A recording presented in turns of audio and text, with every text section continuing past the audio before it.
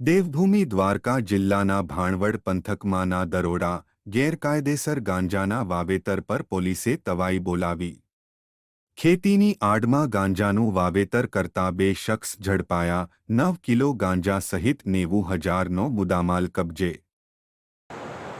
અમારા માનનીય એચએમ સાહેબ અને ડીજી સાહેબનો પોલીસિંગમાં ટેકનોલોજી અને ખાસ કરીને ડ્રોનનો પોલીસિંગમાં વધુમાં વધુ ઉપયોગ થાય એના ઉપર ખાસ એક ભાર રહે છે। એના ભાગરૂપે જિલ્લા પોલીસ દરિયાઈ સુરક્ષા માટે અગાઉમાં આઇલેન્ડની સુરક્ષા બાબતે મોન્સૂન દરમિયાન જ્યારે ગેરકાયદેસર ફિશિંગ ઉપર વોચ રાખવા માટે હોલી જન્માષ્ટમી અને જે પણ બંદો છે એમાં ડ્રોનના ઉપયોગ પર અમારો ખાસ એક ભાર રાખવામાં આવે છે।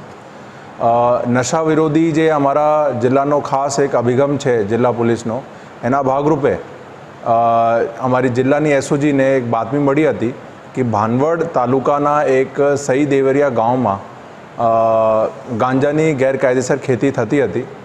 એના ભાગરૂપે અમને અહીંયા ડ્રોન સર્વેલન્સ રાખેલું અને એસઓજીની ટીમ પંચો સાથે અહીંયા રેડ કરી। એમાં એ જાણવા મળેલ કે અહીંયા 2 જગ્યા એની ખેતી થતી હતી અને જે પછી કાયદેસરની કાર્યવાહી કરવામાં આવેલ, જેમાં ગાંજાના 17 છોડ સીઝ કરવામાં આવેલ, જેની ટોટલ વેટ 9 kg અને ટોટલ વેલ્યુ જે છે એની 90,000 જેટલી છે। એમાં પછી 2 આરોપી વિરુદ્ધ ધનજીભાઈ અને હિતેશભાઈ વિરુદ્ધ ભાનવડ પોસ્ટેમાં કાયદેસરની કાર્યવાહી કરવામાં આવેલ છે અને હાલ જે આગળની કાર્યવાહી ચાલુ છે। ડ્રોન કેમેરાની મદદથી કરવામાં આવેલા સર્ચ ઓપરેશનમાં ગાંજાના 17 છોડ મળી આવ્યા હતા, જેમાંથી કુલ 9 કિલો વજનના ગાંજાનું વાવેતર ઝડપાયું। આ વાવેતર કરતા ધનજી ગાજરોતર અને હિતેશ ગોહિલ નામના 2 શખ્સોને ઝડપી પાડ્યા છે। દેવભૂમિ દ્વારકા જિલ્લામાં ગાંજાના ગેરકાયદેસર વાવેતર સામે પોલીસે કાર્યવાહી કરી 2 શખ્સોની ધરપકડ કરી છે।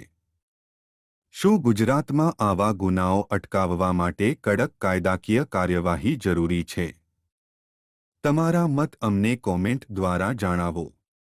આવા વધુ અપડેટ્સ માટે ખબર કેસરી સાથે જોડાયેલા રહો।